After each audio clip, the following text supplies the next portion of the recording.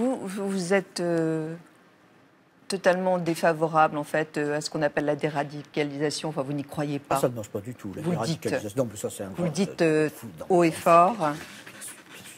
Pourquoi? Parce que je pense que c'est des gens, ce sont des criminels, d'accord, mais des criminels de guerre. Je pense que ce qu'ils commettent, ce sont des crimes contre l'humanité. Le radicalisme islamiste, c'est un fascisme, d'accord. Et je pense que de toute façon, quand la Syrie sera libérée, on verra qu'ils ont commis des charniers, des exécutions de masse. Donc ça sera un nazisme.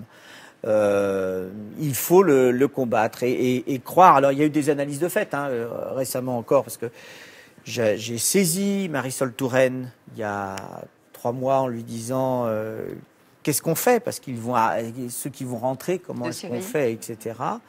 Donc ils ont essayé de faire des réunions, mais les psychiatres disent mais on peut pas psychiatriser des criminels de guerre, c'est impossible. Donc la radicalisation. Qu'est-ce qu'on fait de ces gens-là? Il faut les mettre en prison. Les prisons sont faites pour ça.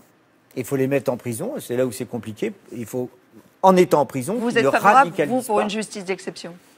De toute façon, il y a une justice d'exception. Nous sommes en guerre. Donc moi, je suis pour, de toute façon, qu'il soit neutralisé, comme on dit. Jusqu'à la peine de mort?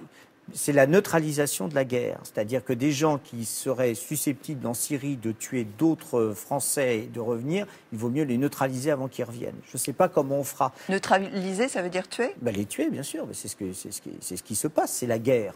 Et je préfère qu'ils soient tués en Syrie plutôt que de revenir en France et tuer et de faire des massacres dans des salles de spectacle. Il y a un moment... Et s'ils reviennent en France, on les tue aussi? Non, ça s'appelle la prison. Ça s'appelle la prison. On ne peut pas déroger au droit en France. Et la peine capitale n'existe pas. Mais il faut les garder en prison. Et les centres de déradicalisation ne fonctionnent pas. Ni au Danemark, ni ailleurs. On ne sait pas faire. On ne sait pas faire.